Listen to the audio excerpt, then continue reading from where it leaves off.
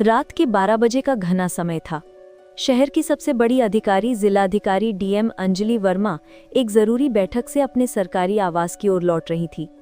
चारों तरफ गहरी चुप्पी थी और रास्ते पर एकदम सन्नाटा पसरा था। अंजलि को हल्का फुल्का डर महसूस हो रहा था। डर के मारे उन्होंने अपनी गाड़ी की रफ्तार बढ़ा दी थी। तभी अचानक उनकी कार बीच सड़क पर बंद हो गई। अंजलि ने तुरंत ही गाड़ी को फिर से चालू करने की भरसक कोशिश की, मगर कोई फायदा नहीं हुआ। गाड़ी का इंजन खराब हो चुका था और वो जरा भी हिलने का नाम नहीं ले रही थी। वो कार से बाहर निकली और ये देखने लगी कि आखिर हुआ क्या है। उन्हें लगा कि शायद इंजन में कोई यांत्रिक खराबी आ गई है, जिसके कारण गाड़ी स्टार्ट नहीं हो रही थी। तमाम कोशिशों के बावजूद जब गाड़ी चालू नहीं हुई तो उन्होंने सोचा कि अब पिताजी को फ़ोन करके सहायता के लिए बुलाती हूँ। उन्होंने तुरंत अपना मोबाइल निकाला, लेकिन जैसे ही कॉल लगाने की कोशिश की तो देखा कि यहाँ पर तो नेटवर्क ही नहीं है। ये देखकर वो बहुत ही ज़्यादा घबरा गई। मन में सवाल आया, अब मैं क्या करूँ? ना तो गाड़ी चालू हो रही है और ना ही यहाँ किसी से संपर्क करने के लिए नेटवर्क है। मैं अब घर कैसे जाऊँगी? मगर उन्होंने हिम्मत नहीं हारी। उन्होंने सोचा कि घर यहाँ से ज़्यादा दूर नहीं होगा, मुझे जैसे तैसे करके यहाँ से पैदल ही निकलना होगा। ये सोचकर वो धीरे धीरे आगे बढ़ने लगी। जैसे ही वो थोड़ी आगे बढ़ी, उन्हें दूर से कुछ गाड़ियों की हेडलाइट्स दिखाई दी। उन्हें थोड़ी राहत मिली कि चलो कोई तो मिला जिससे मदद मिल सकती है। वो धीरे धीरे उसी रोशनी की दिशा में आगे बढ़ने लगी। जब वो गाड़ियों के पास पहुंची तो देखा कि वहां 2-3 आरक्षी पुलिस सिपाही शराब की बोतलें खोलकर जमीन पर बैठे हैं। वो शराब पी रहे थे और जमीन पर ताश खेल रहे थे। उनके पास ताश की कई गड्डियां पड़ी थी। ये देखकर डीएम अंजलि वर्मा को जोरदार गुस्सा आ गया। वो तुरंत उन आरक्षियों के पास गई और बेहद सख्त लहजे में बोली, तुम सब यहाँ पर क्या कर रहे हो? क्या वर्दी पहनकर तुम लोगों का यही काम रह गया है? रास्ते में बैठकर शराब पी रहे हो? तुम लोग आखिर हो कौन? कानून तोड़ने वाले या कानून को मानने वाले? अगर तुम लोग ही ये सब करोगे तो जनता क्या करेगी? ये वर्दी तुम लोगों के बिल्कुल लायक नहीं है, समझे? एक आरक्षी जोर से हंसते हुए बोला, अरे मैडम, इतना ज्यादा ज्ञान मत दो, समझी? तुम्हारे जैसे होठों से ये भारी भरकम बातें अच्छी नहीं लगती। आओ हमारे साथ बैठ जाओ और थोड़ी मौज मस्ती कर लो। आखिर इतनी रात को तुम हुस्न की परी कहाँ से आ रही हो? कभी हमारी तरफ भी देख लो, हम भी तुम्हारे दीवाने हैं। ये सुनकर अंजलि वर्मा का गुस्सा और भी ज्यादा बढ़ गया, लेकिन उन्होंने खुद को संभालते हुए कहा, देखो मेरे सवाल का जवाब दो। आप लोग यहाँ शराब क्यों पी रहे हैं? सरकार ने शराबबंदी लागू की है और आप लोग जो कानून के रखवाले हैं वही कानून तोड़ रहे हैं। शर्म नहीं आती आपको? ये वर्दी पहनने का तुम्हें कोई अधिकार नहीं है, समझे?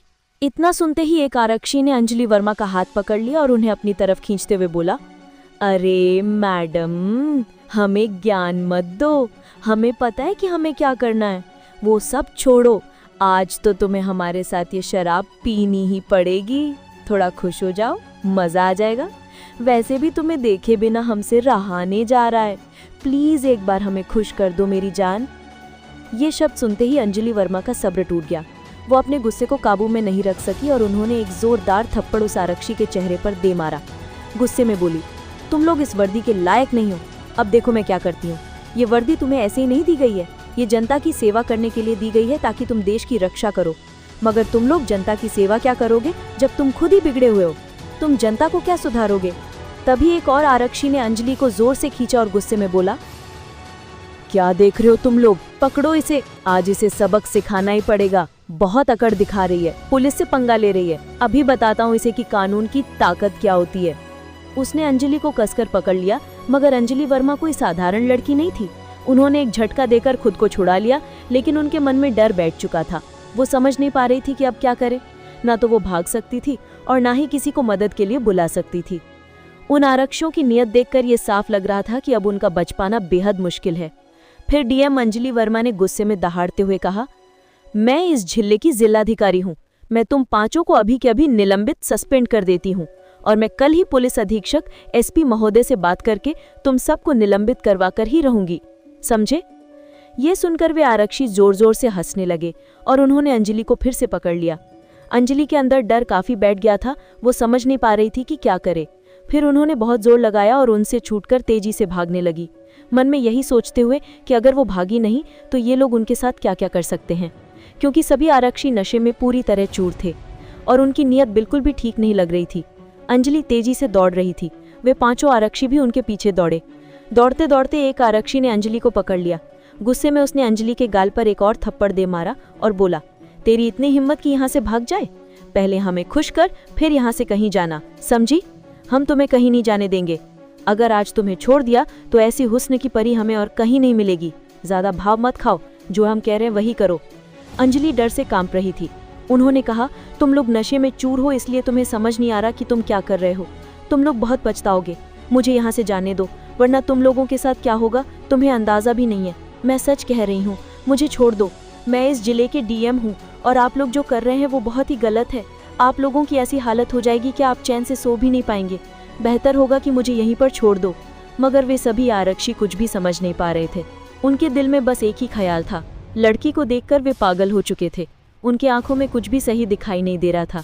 एक आरक्षी हंसते हुए बोला, ये लड़की खुद को जिलाधिकारी समझती है। जिलाधिकारी होता क्या है जानती है तू? तुझे देखकर तो लग भी नहीं रहा कि तू डीएम है। ज्यादा होशियारी मत कर, समझी? जो हम बोल रहे वही कर। अंजलि भीतर ही भीतर टूट रही थी। वो सोच रही थी कि अगर अभी भाग नहीं पाई और यहाँ फंस गई तो ये लोग उनसे कोई भी गलत काम कर सकते हैं, लेकिन भागना भी संभव नहीं लग रहा था।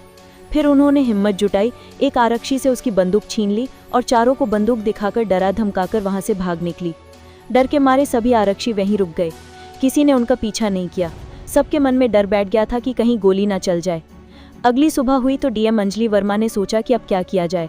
फिर उन्हें एक उपाय सूझा और वो सीधे पुलिस अधीक्षक एएसपी कार्यालय पहुंची। वहां जाकर उन्होंने उन 5 आरक्षियों के खिलाफ रिपोर्ट दर्ज करवाने का अनुरोध किया और उन्हें निलंबित करने की मांग की। मगर किसी भी पदाधिकारी को बिना पर्याप्त सबूत के निलंबित नहीं किया जा सकता था। एसएसपी राजेश सिंह ने कहा, मैडम, मैं आपकी बात से सहमत हूँ, मगर हम बिना किसी ठोस सबूत के कोई कार्यवाही नहीं कर सकते। मैं आपसे अनुरोध करता हूँ कि आप उनके खिलाफ कुछ सबूत लाएं, तभी मैं इस मामले को आगे बढ़ा सकता हूँ। अंजलि परेशान हो गई कि आखिर अब क्या किया जाए। बात तो सच थी कि बिना सबूत के किसी को निलंबित करना मुश्किल था। वो तुरंत घर पहुंची और कुछ देर सोई। फिर उन्हें एक योजना सूझी और वो सीधे उसी थाने पहुंची जहां वे 5 आरक्षी तैनात थे। थाने में जाकर उन्होंने देखा कि इंस्पेक्टर सूरज सिंह डेस्क पर बैठे थे। इंस्पेक्टर ने डीएम अंजलि वर्मा को पहचानने की कोशिश नहीं की। उन्हें लगा कि ये किसी गांव की साधारण महिला हो सकती है, क्योंकि वो साड़ी में आई थी। अंजलि इंस्पेक्टर के पास गई और बोली, सर, मुझे रिपोर्ट लिखवानी है। ये सुनते ही इंस्पेक्टर हंस पड़ा और बोला, रिपोर्ट लिखवानी है? पैसे हैं तुम्हारे पास? रिपोर्ट लिखवाने के 80 रुपए लगते हैं, पैसे निकालो, लिख दूंगा। ये सुनकर अंजलि का दिमाग घूम गया। उन्हें ये समझ आ गया कि ये इंस्पेक्टर भी उतना ही गुनहगार है जितने कि वे आरक्षी थे। ये बिना किसी झिझक के रिश्वत मांग रहा था। तब अंजलि ने कड़क आवाज में कहा, सर, हमें कानून मत पढ़ाइए। कानून में कहीं नहीं लिखा है कि रिपोर्ट लिखवाने के पैसे लगते हैं। आप हमसे रिश्वत मांग रहे हैं और हम पैसे नहीं देंगे। आपका जो काम है वो कीजिए। मुझे रिपोर्ट लिखवानी है, जल्दी से लिखिए। ये सुनकर इंस्पेक्टर को बहुत गुस्सा आया और वो बोला, ये लड़की मेरे सामने जबान चला रही है। अकड़ मत दिखा और पैसे दे, नहीं तो यहाँ कोई रिपोर्ट नहीं लिखी जाएगी। बड़ी आई रिपोर्ट लिखवाने, निकल यहाँ से, वरना धक्के मारकर बाहर निकाल दूंगा। अंजलि वर्मा को बहुत ज्यादा गुस्सा आया। उन्होंने गुस्से में कहा, देखिए इंस्पेक्टर, आप मुझे जानते नहीं हैं कि मैं कौन हूँ। हद में रहकर बात कीजिए, समझे? मुझे कानून बहुत अच्छे से आता है, इसीलिए मुझे मत सिखाइए कि मुझे क्या करना है। मैं यहाँ रिपोर्ट लिखवाने आई हूँ और रिपोर्ट लिखवा कर ही जाऊंगी, समझे? अब जल्दी से मेरी रिपोर्ट लिखिए। इतने में ही अंजलि की नज़र एक आरक्षी पर पड़ी, वही आरक्षी जो रात को उन 5 में से एक था। अंजलि ने गुस्से में इंस्पेक्टर से कहा, आपको पता भी है कि आपके थाने में क्या चल रहा है? अब तो आपको और इन आरक्षियों दोनों को निलंबित करवाना पड़ेगा। इस पूरे थाने को साफ करना पड़ेगा। आप लोग इस वर्दी के लायक नहीं हैं। मैं आप सबको निलंबित करवा कर ही रहूंगी। ये सुनकर इंस्पेक्टर घबरा गया, लेकिन फिर भी वो अकड़ में बोला, अरे लड़की, तुम हो कौन और ये सब क्या बक रही हो? ज्यादा होशियार मत बन, समझी? वरना इतना मारूंगा कि घर पर चलकर नहीं जा पाएगी। चल निकल यहाँ से, वरना धक्के मारकर निकाल दूंगा। मुझे गुस्सा मत दिला, समझी? ये सुनकर डीएम अंजलि वर्मा गुस्से से लाल हो गई। उन्होंने अपने पर्स से अपना पहचान पत्र आईडी कार्ड निकाला और इंस्पेक्टर के सामने रख दिया। जैसे ही इंस्पेक्टर ने पहचान पत्र देखा, उसकी आंखें चौड़ी हो गईं और चेहरा सफ़ेद पड़ गया। वो डर के मारे तुरंत खड़ा हो गया और हाथ जोड़कर बोला, मैडम, मुझे माफ़ कर दीजिए। मुझे नहीं पता था कि आप जिले की डीएम हैं। सॉरी मैडम, बताइए आपको किसके खिलाफ रिपोर्ट लिखवानी है, मैं अभी रिपोर्ट लिखता हूँ। ये सुनकर अंजलि वर्मा का गुस्सा और भी ज्यादा बढ़ गया। उन्होंने सख्त लहजे में कहा, तुम लोग आम जनता के साथ भी यही हरकत करते हो, है ना? अब मैं दिखाऊंगी कि कानून की ताकत क्या होती है। तुम्हें ये वर्दी जनता की सेवा के लिए दी गई है, लेकिन तुम लोग इस वर्दी के नाम पर जनता को लूट रहे हो, गलत काम कर रहे हो। ये वर्दी तुम लोगों के लायक नहीं है। फिर उन्होंने अपना पहचान पत्र वापस लिया और गुस्से में बोली, अब कल तुम लोगों का फैसला होगा, तैयार रहना तुम सब। ये कहकर अंजलि वर्मा थाने से बाहर निकली और सीधे एसपी महोदय से जाकर बात की। एसपी राजेश सिंह ने कहा, मैडम, थाने में जरूर सीसीटीवी कैमरे लगे होंगे। अगर हम वो फुटेज देख लें तो पता चल जाएगा कि इंस्पेक्टर ने सच में आपके साथ क्या किया था। दोनों तुरंत थाने पहुंचे और वहां के सीसीटीवी कैमरों की जांच शुरू की। सीसीटीवी फुटेज में साफ साफ दिखाई दे रहा था कि इंस्पेक्टर किस तरह से डीएम अंजलि वर्मा से बदतमीजी कर रहा था। अब सबूत पक्के थे और डीएम मैडम खुद गवाह थी। फिर एसपी महोदय ने रिपोर्ट तैयार की और मामला कोर्ट तक पहुंचाया, ताकि ये मामला सबके सामने आए और आगे से कोई भी व्यक्ति, चाहे वो वर्दी में हो या आम इंसान, गलती करने से पहले 100 बार सोचे। अगले दिन सुबह 10 बजे कोर्ट में इस मामले की सुनवाई शुरू हुई। बाहर कोर्ट के गेट पर मीडिया और लोगों की भारी भीड़ लगी हुई थी। हर कोई एक ही बात कर रहा था कि आज डीएम अंजलि वर्मा के केस का फैसला आने वाला है। कुछ लोग कहते थे कि देखते हैं अब कितने बड़े बड़े अफसरों को सजा मिलती है, तो कुछ कहते थे पुलिस वाले बच जाएंगे हमेशा की तरह। लेकिन इस बार मामला अलग था। इस बार सामने कोई आम औरत नहीं, बल्कि जिले की जिलाधिकारी खुद खड़ी थी, जिन्होंने अपने ही सिस्टम के खिलाफ आवाज उठाई थी। कोर्ट के अंदर गंभीर माहौल था। जज साहब अपने बेंच पर बैठे थे। सामने सरकारी वकील और दूसरी तरफ बचाव पक्ष के वकील थे, और पीछे सीट पर बैठे थे वे सभी आरक्षी और इंस्पेक्टर जिन पर आरोप था। सबके चेहरों पर डर साफ झलक रहा था। जज ने कहा, मामला अंजलि वर्मा बनाम राज्य पुलिस विभाग, सुनवाई शुरू की जाती है। सरकारी वकील खड़े हुए और बोले, माय लॉर्ड, ये मामला सिर्फ एक महिला अधिकारी के साथ बदतमीजी का नहीं है। ये उस सिस्टम की सच्चाई है जिसमें ताकत के नशे में कुछ लोग भूल जाते हैं कि कानून क्या होता है। हमारे पास सीसीटीवी फुटेज, ऑडियो रिकॉर्डिंग और गवाह सब मौजूद हैं। उन्होंने सीसीटीवी फुटेज दिखाया। स्क्रीन पर साफ दिख रहा था कि इंस्पेक्टर डीएम मैडम को एक आम महिला समझकर रिपोर्ट लिखने से मना कर रहे हैं, रिश्वत मांग रहे हैं और बदतमीजी कर रहे हैं। पूरा कोर्ट हॉल कुछ देर के लिए एकदम शांत हो गया।